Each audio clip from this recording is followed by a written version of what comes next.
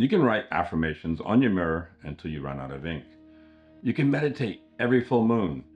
But if your nervous system is clenched like a fist while you do it, the universe isn't hearing a single word because the field doesn't speak language. It speaks signal. I remember reading something by Gregg Braden, one line that stopped me. The feeling is the prayer, not the words, the feeling. And that's when it hit me. That's when everything shifted about how I understood why things were manifesting in my life. Because if the feeling is the prayer, if the feeling is what the universe actually responds to, then I had to ask myself something I'd been avoiding. What feeling have I actually been praying? Not what feeling I wanted to be praying, not what I thought I was broadcasting. What was I actually, genuinely transmitting through my nervous system, through my body, through the tone of my being? And that's when I saw it. That's when I couldn't unsee it. You can talk about healing. You can write your affirmations on sticky notes and write on mirrors. You can script, manifest, journal, pray. You can recite your intentions at the full moon with a crystal in your hand. But if your body is still bracing, if your nervous system is clenched like a fist, if your heart is still wired to expect impact rather than intimacy, none of it has any impact. Not because you're doing it wrong, but because the universe doesn't speak affirmations. It speaks signal, period. For years, I was saying all the right things. Beautiful affirmations, crystalline intentions.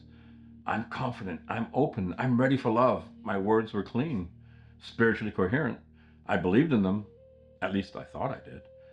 But my nervous system wasn't saying the same prayer. My body was still braced, still scanning, still waiting for the rejection I'd learned to expect.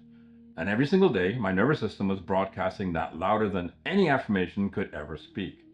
So no matter how many sticky notes I put on my mirror, no matter how crystalline my intentions were, the field wasn't responding to my words. It was responding to my signal. And my signal was still wired for rejection. The feeling is the prayer, not the thought or the intention, the feeling. And I realized I'd been praying the wrong prayer with my body while my mouth was saying something beautiful. So I started paying attention, not just to what I was saying, but to what my nervous system was actually broadcasting beneath it. And everywhere I looked, I found this gap, this chasm between my words and my signal. I'd walk into rooms saying I was confident, but my body was braced, holding tension, shallow breath, heart expecting impact, not intimacy. And the person I was talking to would feel that before they heard my voice, my words. And people felt that. Not consciously, but they felt it because the feeling is the prayer, and my nervous system was praying something my mouth wasn't saying out loud. So no matter how clean my affirmations were, no matter how crystalline my intentions were, the field wasn't responding to my words.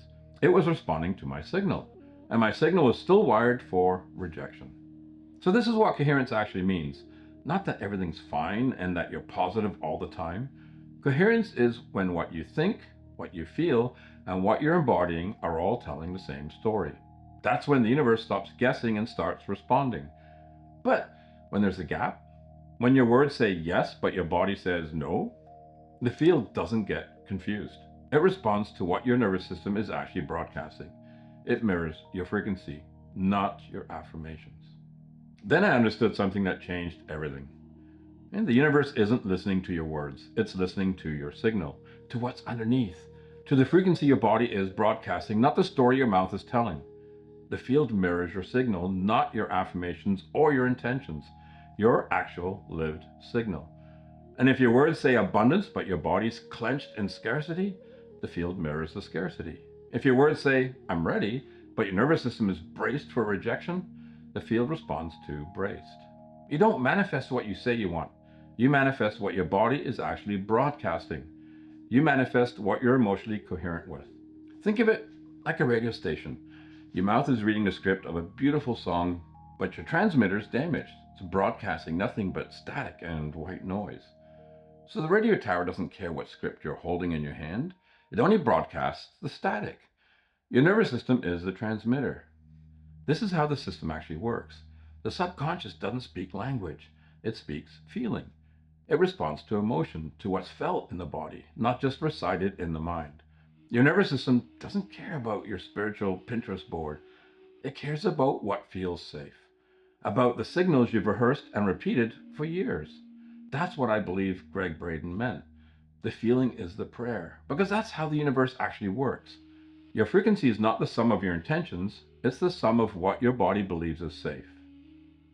So, I started paying attention to the gap, the chasm between my words and my biology. I'd walk into a room saying I was confident, but my chest was tight, my breath was shallow, my mind said intimacy, but my heart expected impact. People felt that. The quantum field felt that. Because coherence isn't about being positive all the time. Coherence means your thoughts, your beliefs, and your body are all telling the exact same story. When there's a gap, the universe doesn't get confused. It simply ignores your mouth and mirrors your frequency. You either are the thing or you're not yet. There's no middle ground. There's no performing your way through it. The field is sensitive to every micro signal your body is sending, every tension, every held breath, every contraction in your chest. And if there's a gap between what you're saying and what your nervous system believes is safe, the field responds to the nervous system, not the affirmation. The nervous system always wins because that's where the real signal is. Your signals always broadcast from your emotions, never from your words. Your nervous system is the tuning fork, and the field is reading that tuning fork with perfect fidelity. So now when I notice that gap, when I catch myself saying something my body doesn't believe, I don't fix my words.